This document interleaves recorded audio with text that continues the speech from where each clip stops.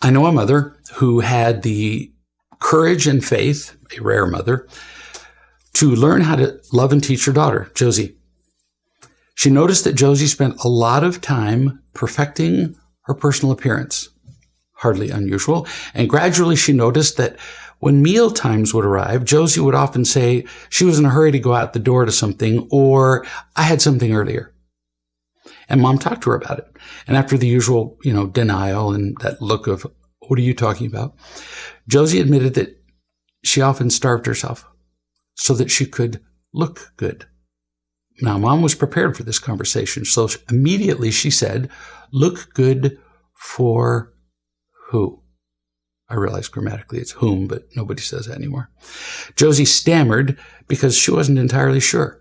Well, it's just what people do. Girls talk about how other girls look all the time. Boy, doesn't she look terrible, or doesn't she look great? And they talk about how guys look. And we all notice that guys look at us. Mom said, and you like it when people look at you. See, hear what Mom just said? She's listening to her daughter instead of saying, well, you shouldn't. No.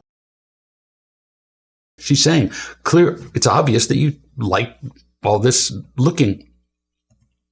Josie paused again. So Mom helped her. You like it if they approve of your appearance. But the downside of that is that you have to always be wondering if they do approve of how you look. And you have to be working to look good.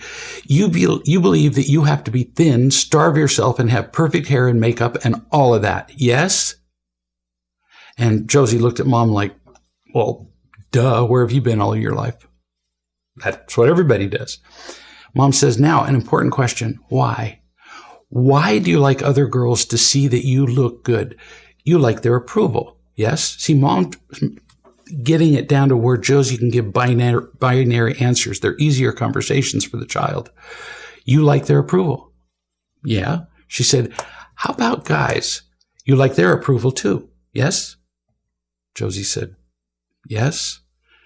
Mom said, here's where you couldn't possibly know what's happening. You can't read their minds, so you don't know what guys are thinking when they look at you. Impossible. You've never been a teenage guy. You can't sit around with them in the locker room when they talk about girls. You with me so far? Josie said, uh-huh. Now she's intrigued, but she's a little cautious about where this is going. Mom said, you've seen Greg on videos lots of times. Would you trust that he knows what boys and men are thinking when they look at girls? She didn't even pause. Yeah, he'd know. Here's what he wrote to teenage girls, but also to their parents. And now Mom is quoting something she read somewhere, I don't remember, that I wrote. There is not a single 16-year-old guy on the face of the planet who looks at a pretty girl and thinks, wow, I am so unconditionally interested in her happiness. That means that no 16-year-old guy is capable of truly loving a teenage girl. Now, there might be one somewhere living in a cave in Tibet, but I haven't met him. Girls are seriously ignorant, as are their mothers, about the thoughts and intentions of boys and men, and somebody needs to teach them. End quote. Now, me talking. When boys are attracted to a girl without a deep knowledge of their emotional and spiritual qualities, which is, well, always the case, meaning they don't have that knowledge, exactly what are they attracted to? Are they attracted to the geometric symmetry of their bodies, their hair follicles, their bone structure? No, they're attracted to them sexually.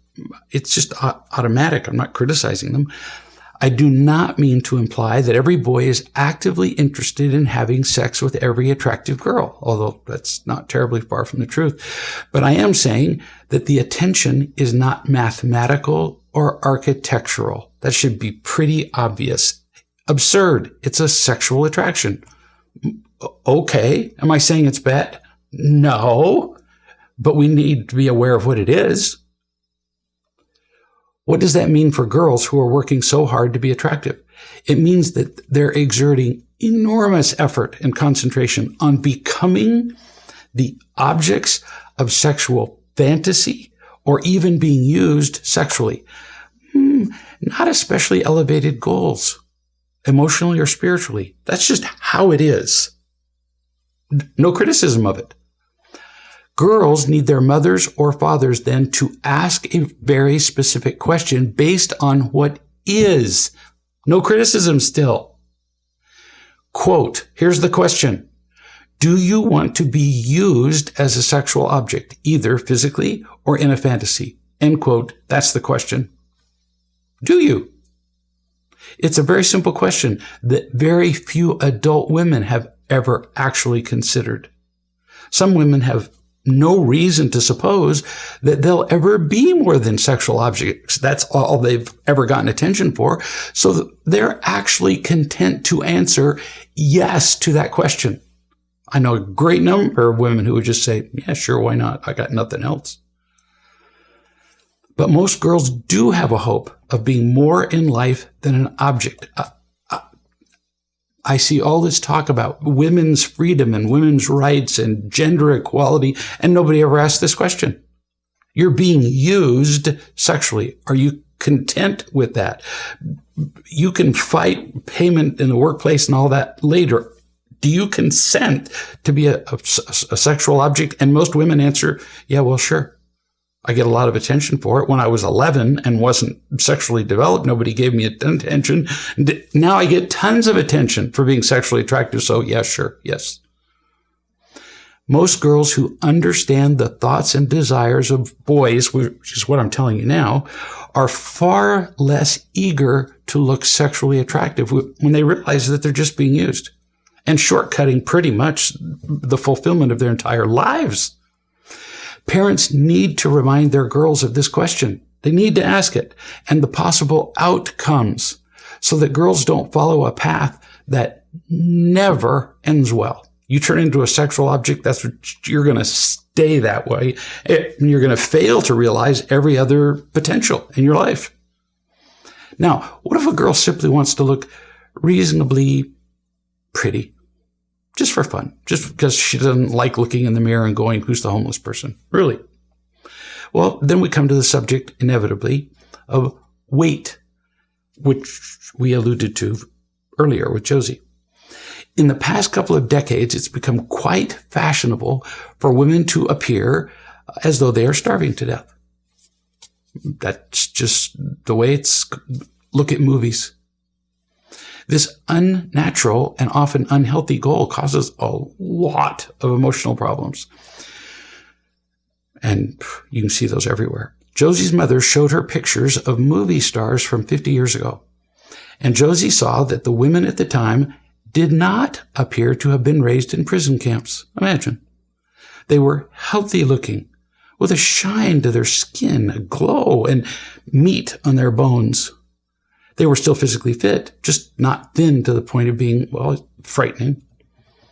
Then Mom showed her the paintings of Peter Paul Rubens, a really famous painter from the 1600s, Dutch, if I remember, who depicted women from his day in all their perfection. By today's standards, they were plump, what we might call plus-sized, and they're gorgeous without being emaciated. No skinny jeans for these chicks. And yet you can't take your eyes off them. They are undeniably beautiful. Mom and Josie studied the history of fashion together. Just a brief overview. And they learned that beauty in fashion has been completely arbitrary over the years.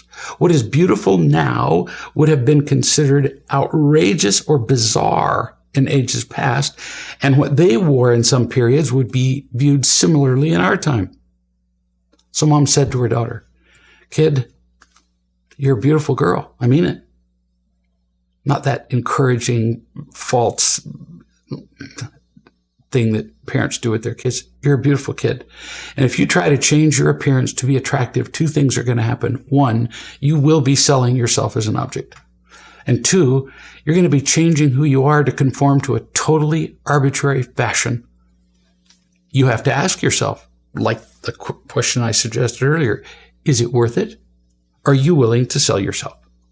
Are you willing to change who you are? Josie realized she didn't want to be a slave to other people, to fashion, to anything. So she and Mom talked about this subject on many occasions, and gradually Josie cared less and less about her weight. The more loved she felt, the less nervous eating she did, because that can be unhealthy. So eventually she settled at a weight that she felt comfortable with. Not a weight somebody defined arbitrarily. No, fit, but not skinny. For the first time, she enjoyed actually living in her body without torturing it.